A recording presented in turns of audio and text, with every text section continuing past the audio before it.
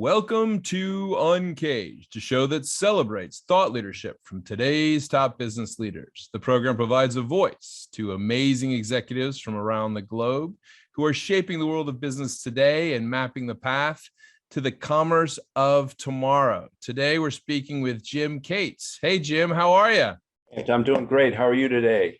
I'm really well. It's great to talk to you, Jim. Jim is the president and CEO at the Association for Financial Professionals. If you're a financial professional, you're probably very well versed on what the AFP actually is, but the AFP's mission is to drive the future of finance and treasury and develop the leaders of tomorrow through certification, training, and the premier event for corporate treasury and finance. And we'll talk a lot more about what the AFP has been doing, is doing, and will be doing. But before we get there, Jim, tell us a little bit about yourself and your career. Well, I've spent the last 22 years at AFP as a CEO. And prior to that, I was with another finance organization for about 10 years. So that's 30 years of a career there. And then I started right after school up on Capitol Hill, worked for a congressman from Massachusetts. And pretty quickly after deciding I didn't want to, I did that for about 4 years. And I've pretty much been in the association business for almost my entire career. So an AFP for almost 50% of that. So, for better for worse, it's been affiliated here with the Association for Financial Professionals. And quite frankly, I've loved every minute of it the last 22 years. That's great. And clearly the Association for Financial Professionals, the idea of getting certification is a lifelong commitment, I think, in the financial profession for sure. So tell me a little bit about what the AFP is working on now. So first and foremost, as you've already identified, we really consider ourselves a certifying body for corporate treasury and corporate financial planning and analysis. And a lot of people sometimes get confused when they talk about finance because most people immediately think of wealth management or banks. And that's just to clarify for people, that's not who we represent. If you think about for us, a large corporation or organization that has a chief financial officer, that individual is the steward of value creation for the organization. And as part of the CFO organization, you have corporate financial planning and analysis function, and you have a corporate treasury function. And that's who we represent as a professional association. And then we have our two certifications, one in corporate treasury and one in financial planning and analysis, as you've mentioned. So our real focus is professional development, education, training. We really don't do anything primarily in the advocacy side. So we're very much focused on both the individual and the finance organization and trying to help them be better every single day. Well, I mean, I would say that whole area of financial certification, but certainly the area of finance and corporate finance continues to evolve rapidly, probably for an area that perhaps didn't evolve for a long time and then suddenly sped up over the last 20 years. Tell me a little bit about what's going on in the marketplace today. So I think from that perspective, it really is all about digital transformation for finance. I mean, it had their traditional role in terms of financial accounting and reporting and closing the books, right. But the role of the CFO function and finance function has increased dramatically over the last, 5 or 10 years, however you want to look at it. And really, though, the challenge for the finance organization right now, and I really do think it is a big challenge, is really leveraging technology to drive more value creation in the organization, and really to use that technology to do the things that are kind of the operational side and get those taken care of, to free up finance time to be a lot more strategic. I think so. The two challenges, or the challenges that finance really has to focus on, are one, the digital transformation in their organizations, and then being valued strategic business partners. And I would say in general, finance continues to really struggle with both of those things. It's a bit of a concern of mine that finance is falling behind in terms of the skills that they really need to leverage that technology Other parts of the organization, in many cases, will have a much bigger focus on digital transformation, and finance sometimes is reluctant to make the investment in the technology and make the investment in the people and the skills to leverage that technology. Jim, what kind of technology are we talking about? So I'm clear. Sure, it could be machine learning. It could Okay. be robotic process automation. Those are the things that can help them automate some of the transactional parts of the organization. And what finance is in many large organizations is faced with is multiple legacy systems, still relying on Excel spreadsheets, and then not having the right people with the right skills in order to leverage the technology, the planning tools that are available to the finance organization. It continues to be a major challenge for finance. And I think that it is something that we're very much focused on, and something that I personally try to talk about a lot, in that finance maybe can talk a good game about their digital transformation, but there are very few of them that are really far along on that journey. And I think it's time that finance really does begin to focus on the skills and and leveraging the technology that's out there and available to them. That's so interesting to me to hear that, because I think about my own CFOs that I've had in my career, and I would say that perhaps maybe in the industries that I've been in, the CFOs have been the people that essentially demand measurement, demand performance measurement, demand everything. Every dollar is accountable. You hear all this stuff about the movement to zero sum planning. This idea. It all seems that it would behoove, as well as almost be second nature, for a CFO to embrace a lot of the technologies that are out there that are making it easier. What do you think is stopping the uptick? So what you're characterizing is actually the strength of the CFO and the CFO function. It's all about numbers. It's all about everything having to add up. There tend to be a CFO wants, or the finance, very fact-based. Yes, it's a part of the organization that has to do that. When you think about closing the books and compliance and making sure that you're not going to get in trouble with regulators in that regard.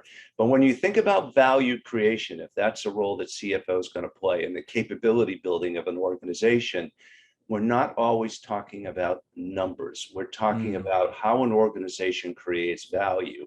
And an organization can create value is not always measured by all the columns adding up in a very specific way. So there's got to be almost the finance function has to have a left brain and a right brain. And I talk about, so the left brain, okay, yes, everything has to add up. But if you talk about the right brain side of finance, it is being asking questions. It is being curious. It is being creative, actually, because if you want to work with the business units, it is about creating value. And that always doesn't turn into numbers. And that's where finance struggles a lot of time. And then they'll fall back on kind of the numbers and the risk aversion, and they won't move unless every number adds up. Right. Think about all the value that gets created by some of the most innovative companies in the world. If you said to them, you need to quantify every last number before we're going to go out and create Airbnb, or we're going to go out and create some new product or service that nobody's ever done, it would never get done if you had to add up everything. I just be curious, because now at this point we have certainly the largest value capture that we've seen in this generation have been from companies that have essentially rewritten the way that a balance sheet is maintained, or a P&L. I mean, I think was it Amazon didn't make money for its first 17 years or 15 years, something crazy like that. So how much money did they just make last quarter? I mean, good Lord, I don't know, but more than I'll ever have. Last quarter, their profit was $14 billion. So again, if someone had said to Jeff Bezos, oh, these numbers aren't going to add up, but this is not how, this is, he's trying to, well, I mean, I can't speak for Jeff Bezos. I'm not even in that stratosphere. But what he created and the value that was created by Amazon, you can't, if you're sitting there with an Excel spreadsheet trying to add up every dollar and it doesn't work. And I think that there is a role. There's a left brain and there's a right brain for finance. What we try to focus on is how do we get them to think with that right brain to drive the value creation in the organization. And I will tell you, I read another statistic today that I think is a little bit of symptomatic of what's happening here, is that the tenure of a CFO is now less than 5 years. And that's a problem, actually, because these types of digital transformation, being a strategic business partner, having to ensure that their FP&A functions are really working with the business units, that's a long-term commitment. Yeah. If that CFO, if he or she is out of there every 3 or 4 years, then that is what creates that discontinuity in finance organizations. Yeah, So that's such a great point, Jim. CEOs and boards need to think about this, if that's the role that they want finance to play. Yeah, I think that's a really excellent point, because essentially it starts to kind of tell you what the CFO has been tasked with, which is essentially short-term results. Correct. And maybe either growing the top line, cutting the bottom line, whatever it is, but something that can kind of be showcased in a quarter or a couple quarters, which is there's nothing. Yeah. Well, there's nothing. It's painful, but it's easy to cut expense. It's a lot easier to cut expense than to spend time really creating value and capability building in an organization. That's a long-term perspective. And I think that's the perspective that the finance function and the CEOs and the boards really need to focus on, if that's the role that they want finance to play, which I think finance should be the analytics hub of the organization. They should, finance is supposed to have that single version of the truth, right? Mm-hmm. I tell you, I talk to CFOs who will tell me in their deepest, darkest moments that they really sometimes aren't really sure what the numbers really are down at those business units. And that's a little bit scary to think about. But that's the challenge that finance really has. Yeah, no, it's a really interesting point. And let me change gears a little bit and ask how the last couple of years have impacted the industry. I mean, you I'm sure fielded many phone calls in those dark days of March 2020. But I'd just be curious how you and the organization, as well as just the general financial profession, has navigated this period. Well, look, it's a keen sense of the obvious. Everybody talks about it. It's really trying to embrace uncertainty. Something I always tell the team here: certainty is an illusion. I think we all think that there's such a thing as certainty, but quite frankly, there isn't, other than, of course, death and taxes.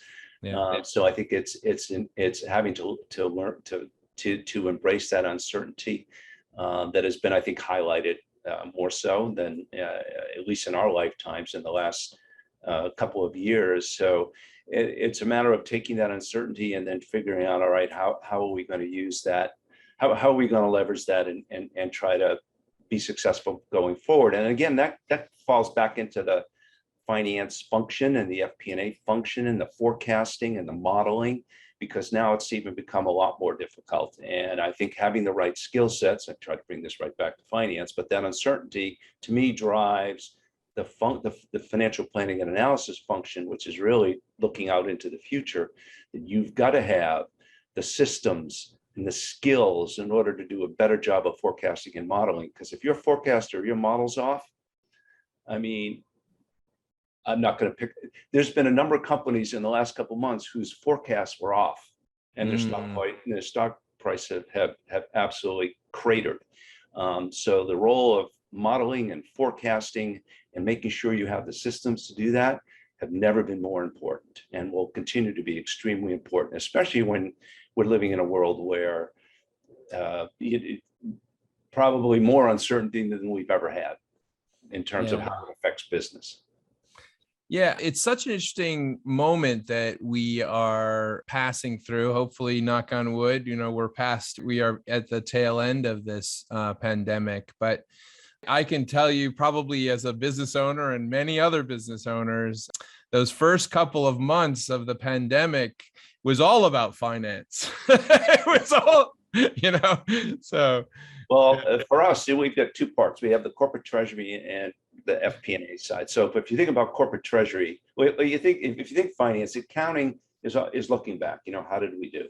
Corporate treasury, which is our other kind of core competency here at AFP, with a our corporate treasury certification. That's about managing the working capital of the company. So, right. the corporate treasurer, the first question is, where's the cash, and do we have Cash flow is king. yes, I tell you. So that part of our business, that the corporate treasury piece has been extremely important, and making sure that you have the cash and the working capital to manage the day-to-day operations of the organization. And then the other part of that we focused on is the modeling, the forecasting, and looking out into the future. So we don't have the accounting piece at AFP, but we do have what are we doing today? How are we doing? And then how are we focusing on the future? That's excellent. So, it's funny, when I've been thinking about 2022, I marvel at the number, because it just seems that 2022 was a number used to describe the future when I was younger, someday. and now we're here, Jim. So tell me what you're thinking about for 2022 and beyond. Thinking in terms of the overall profession for AFP? Yeah, for AFP and what's happening in the financial professional industry. Okay, so I'll separate them. From an AFP perspective, we opened up an office in Singapore 3 years ago. I was spending all my time in Asia right before the pandemic hit. So from an AFP perspective, though, we that office, the woman who's running that office has been there now for 3 years, and it's establishing AFP in the APAC region. She's based in Singapore, and we're very focused on we have looking in China and India, and we have a very strong strategic partner in the Middle East. So for AFP perspective, it's continued to focus on our 2 certifications, but also thinking globally in terms of our own expansion in the APAC region and the Middle East region. So for us, that's very exciting. In many regards, the APAC region is less open than here we are in the US and in Europe. And I'm hoping that very soon it's going to open up a little bit the next hopefully 6 months, so I can get back to traveling over there.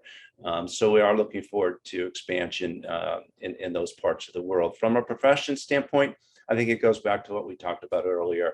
It is really finance harnessing the power of technology and embracing technology and making sure that they, most importantly, as you would think I would say, making sure that their people have the right skills to leverage the technology. When we talk to the technology companies, their biggest struggle is, it's just the software, the technology is not going to change. If you're going to use the same processes, you're going to get the same results. So it really is thinking about those, the people and the processes in order to make the finance organization more efficient, which will free them up to really be more strategic. And that's really our 2 areas of focus here: digital transformation skills, and then the business partnering skills, which are skills that finance needs to learn in order to drive that value creation in the organization. So it's not just about, it's that left brain. Yeah, you have to do that. That's statutorily, you have to make sure you can close the books and that you can sign off on those financial statements. But it's really finance driving greater capability within their organization. That's great. Jim, if someone wanted to learn more about what the Association for Financial Professionals is up to, where should they find you? Our website is www.afponline.org. Excellent. Well, it's been great to talk to you today. We've been speaking with Jim Kaitz. He's the president and CEO at the Association for Financial Professionals. The association has been playing a critical role in driving the future for finance and treasury and developing the leaders for tomorrow through certification training and offers the premier event for corporate treasury and finance. And I think that what we've been talking about today is really preparing those finance professionals to embrace technology so that they can try to find greater value and build greater value as a good partner across their organizations. Jim, thank you so much for being on UNCAGED today. We look forward to having you back. Yeah, my pleasure. Great talking to you. Cheers. Take care.